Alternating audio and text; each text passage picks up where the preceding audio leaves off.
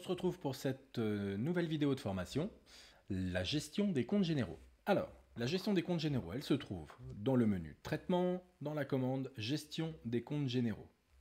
Voilà, donc ici on va avoir en premier lieu la liste de tous les comptes généraux. D'accord? Donc je vous l'ai dit en intro, les comptes généraux ce sont les comptes de bilan de 1 à 5, les comptes de résultats de 6 à 7 et les comptes hors bilan, la classe 8 par exemple. Voilà, donc ici on retrouve donc tous nos comptes, donc tous ceux qui sont paramétrés dans notre fichier comptable. Attention ici, on a déjà un petit filtre uniquement sur les comptes qui sont actifs, mais je peux aussi, bien évidemment, venir faire de la gestion sur mes comptes qui sont inactifs, donc en sommeil. D'accord? Voilà, donc ici je vais conserver que les comptes actifs, puisque je n'ai pas de compte en sommeil dans cette société de test. Je retrouve donc ici tous mes comptes. Donc la gestion, ça permet quoi? La gestion, ça peut permettre, notamment sur les comptes généraux, en fin d'année, lorsque vous faites votre bilan, de pouvoir checker un peu compte après compte, on va dire surtout sur les comptes 6 et 7, pourquoi pas sur les comptes notamment de bilan, les FNP, les avoirs à recevoir, les factures non parvenues, et ainsi de suite. Voilà, on va pouvoir ici venir constater tout ce qui s'est passé dans notre exercice fiscal au niveau de ce compte-là. D'accord, donc ici je vais pouvoir soit descendre avec la molette ici, soit appeler directement un compte. Ouais, ici si je tape sur mon clavier 622.6 par exemple, voilà, donc là le logiciel Sedge va me positionner directement sur le premier compte qui commence par 622.6, donc là en l'occurrence 622.600. En double-cliquant maintenant sur le compte 622.6 honoraire, je retrouve le détail des écritures qui a été passé, donc encore une fois, au niveau de mon exercice fiscal, donc là je suis sur l'exercice 2020, donc je ne peux ici ne retrouver que des écritures de 2020. Si j'ai besoin d'aller lire des écritures sur 2019 ou bien encore sur des exercices antérieurs, je n'hésite pas ici, via le bouton fenêtre, à pouvoir me déplacer d'un exercice à un autre. Donc ici, je retrouve toutes mes écritures. Donc à nouveau, comme pour les écritures, pour les journaux de saisie, ici, on peut paramétrer notre petite fenêtre, à savoir clic droit, personnaliser la liste. Et ici, je vais pouvoir rajouter les colonnes. Ici, donc à gauche, les colonnes disponibles, à droite, les colonnes affichées. Alors attention, les colonnes avec un petit cadenas ici, c'est qu'elles sont protégées, que l'on ne peut pas faire ce que l'on veut, que l'administrateur a mis une protection en amont sur mes colonnes. Donc ça, je vous montrerai, c'est pas grand-chose, ça s'appelle le colonnage dans Sedge. C'est un petit paramétrage qu'on voit dans la formation, les paramètres. Ok, ensuite je peux ici faire un clic droit, ajuster automatiquement mes colonnes. Voilà, donc là je me retrouve dans une fenêtre qui correspond a priori à celle que j'avais envie d'afficher. Ici, qu'est-ce que je peux faire? Plusieurs traitements sont possibles. Le premier, c'est d'aller voir l'écriture qui m'intéresse. Par exemple ici, formation démo BLC, je le vois, FA 1, 2, 3, 4, au 1er avril 2020, 2 fois 1000 euros, tiens, je peux me dire, tiens, j'ai peut-être saisi 2 fois la même écriture. Donc là, pour m'en rendre compte, je double-clique sur cette ligne, et là, le logiciel va m'ouvrir le bon code journal à la bonne période qui concernait mon écriture.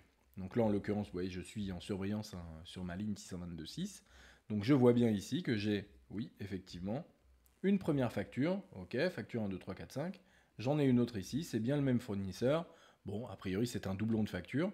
Donc ici, deux possibilités. Clic droit, soit je supprime les éléments sélectionnés.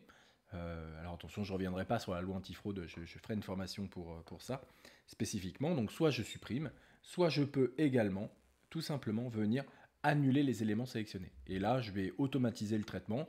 En gros, Sedge va me contrepasser mes écritures au même jour, dans le même journal, avec simplement le libellé qui va être modifié, avec marqué annulation et la récupération de votre libellé que vous aviez ici.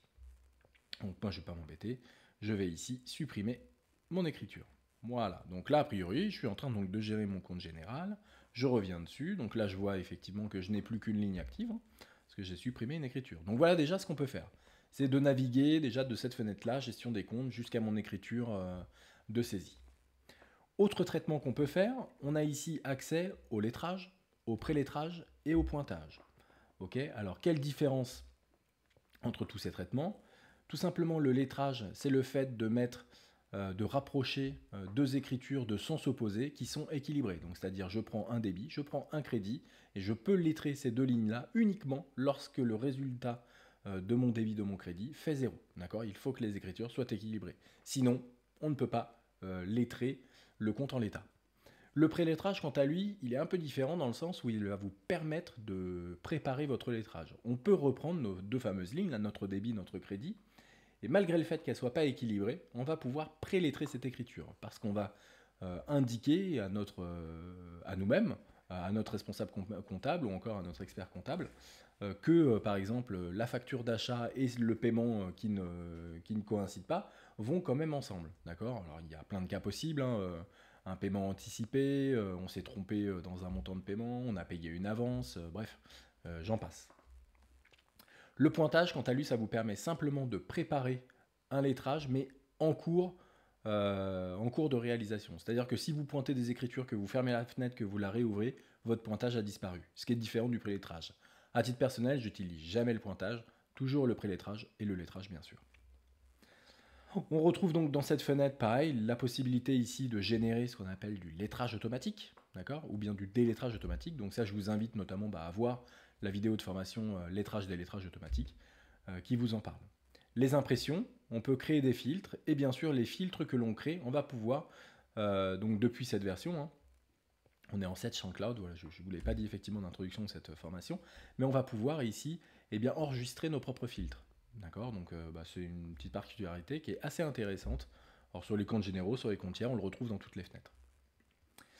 Je vais pouvoir également ici rebondir sur mon compte général. Vous voyez ici, j'ai le terme compte général qui est écrit en bleu souligné. Donc ça, les codes du web, c'est un lien directionnel. Donc si je clique dessus, je vais me retrouver dans mon compte général comme si j'étais passé par le menu structure, plan comptable et que j'avais été directement double-cliqué sur mon 622-600. Voilà. Donc là, ici, je retrouve ma fenêtre de création, donc identification, analytique, budget, champ libre, paramètres. Voilà.